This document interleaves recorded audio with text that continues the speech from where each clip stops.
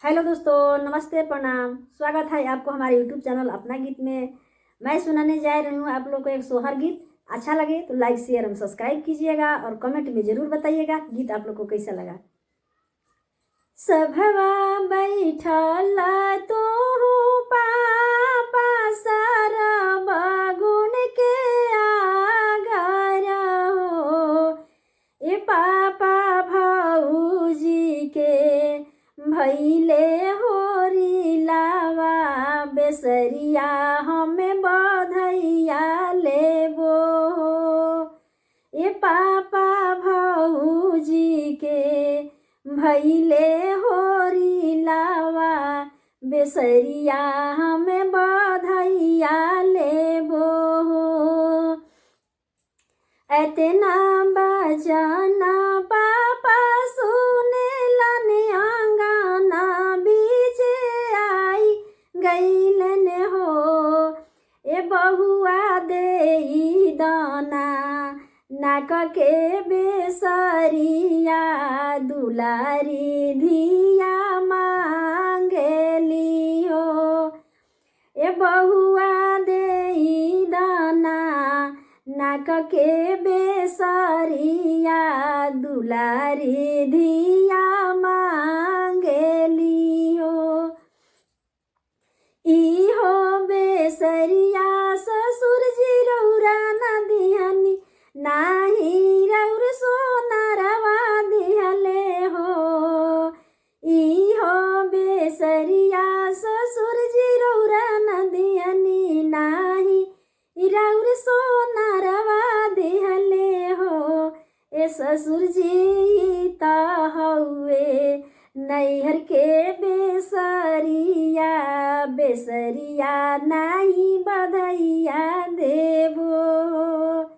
ए ससुर जी ता हउए नैहर के बेसरिया बेसरिया नाही बधैया दे हमें हो। कवलेजिया करत तू भैया सरब गुण के आगर हो, ए भैया भौजी के भैले होरी लावा बेसरिया हमें बधैया लेबो हो। ए भैया भौजी के भैले होरी लावा बेसरिया हम बधैया लेबो हो। एतना बजना भैया सुनेलन अंगना बीचे आई गईलन हो, ए धनिया देई दाना नाक के बेसरिया दुलारी बहिनी मांगेली हो। ए धनिया देई दाना नाक के बेसरिया दुलारी बहिनी मांगेली हो। ई हो बेसरिया स्वामी जी रौरा न दिहनी नाही रौर सोनारवा दिहले हो। ई हो बेसरिया स्वामी जी रौरा न दिहनी नाही रौर सोनारवा दिहले हो। ए स्वामी जी ता हउए नैहर के बेसरिया बेसरिया नाही बधैया देबो। ए स्वामी जी ता हउए नैहर के बेसरिया बेसरिया नाही बधैया देबो।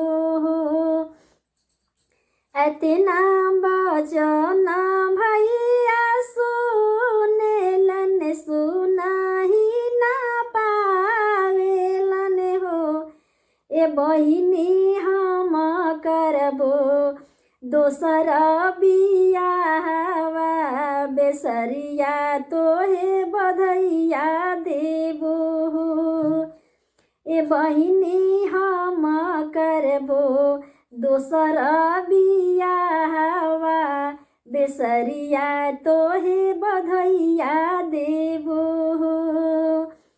अतना बचन भाईजी सुनेली सुनाही ना पावेली हो ए ललना नाक में से कढ़ली बेसरिया झमकी यज्ञना फेंकली हो ए ननदोले लना नाक के बेसरिया सवतिया बन के रही जाना हो ए छिनरो लाइलना नाक के बेसरिया सवतिया बन के रही जाना हो।